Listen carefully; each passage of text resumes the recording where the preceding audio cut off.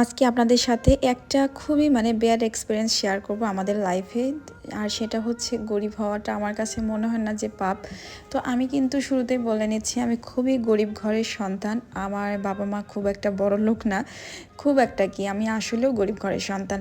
কিন্তু ভাগ্যক্রমে আমার যে হাজব্যান্ড, সে হচ্ছে যথেষ্ট সম্ভ্রান্ত ঘরের এবং সে বাবা মার একমাত্র সন্তান। আরও অনেক হিস্ট্রি আছে, সেদিকে আমি যাব না। বাট সে ছোটোবেলা থেকে একটা সভ্য পরিবেশ এবং খুবই লাক্সারিয়াস লাইফ লিড করেছে।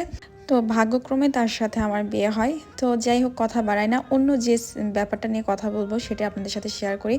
তো আমি আমার হচ্ছে রিলেটিভদের বাসায় তো যাবই আমরা। তো দুঃসম্পর্ক বলেন আর কাছের সম্পর্ক বলেন, কোনো একটা রিলেটিভের বাসায় বেড়াতে গেছি এবং হচ্ছে যাওয়ার পরে পরপর বেশ কয়েকবার এরকম হয়েছে। তো আপনারা বলতে পারেন তাহলে যান কেন? ওই যে পরিস্থিতি পড়ে অনেক সময় যাওয়া লাগে না, ব্যাপারটা ঠিক ওরকম। তো সেই সমস্ত আত্মীয়ের বাসায় গেলে আমার এই যে গরিব আমার বাবা মা ঠিক সেভাবে করেই তারা মূল্যায়ন করে যে আমার বাবা মা তো গরিব বা আমরা তো গরিব ছিলাম।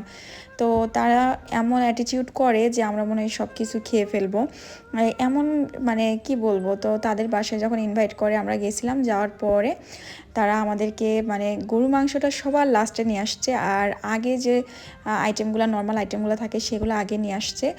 আর একদম লাস্টের দিকে আমরা কিন্তু তেমন কিছুই খাইনি এবং লাস্টের দিকে এসে বারবার তেলাচ্ছিল গরুর মাংস এক পিস হলেও নাও। কিন্তু আসল কথা হচ্ছে তারা ভাবছিল যে আমরা সব কিছু খেয়ে ফেলবো, কিন্তু আমরা কিন্তু কোনো কিছুই টাচ করি নাই সেরকম।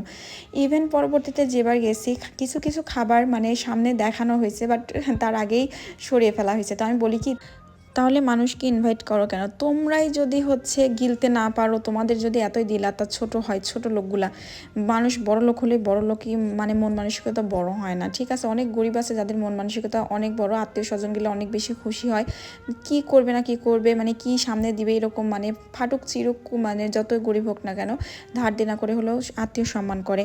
আর আরেকটা কথা বলি, তো যে কথা বলতেছিলাম শুরুতে, তো আমার হাজব্যান্ড আমাকে এমন কোনো খাবার নাই, আমি মনে করি আচ্ছা আচ্ছা ওই সমস্ত বড় লোকে এত খাবার খায় না, আমাদের বাসায় আমি তো সব কিছু ভিডিওতে দেখাই না, বাট আমাদের বাসায় এত বেশি বাজারঘাট করা হয়, যেটা আমি আমার বাবার বাড়িতে থাকলে হয়তো বা এত কিছু আমি দেখিনি। কিন্তু আমার হাজব্যান্ড আমাকে সমস্ত কিছুই আমাকে দেখাইছে, সব কিছু ব্যাপারে সে আমাকে হেল্প করছে এবং সে আমাকে কীভাবে কেনাকাটা করা, ঢাকা শহরে চলাফেরা, লাক্সারি লাইফ লিড করাটা।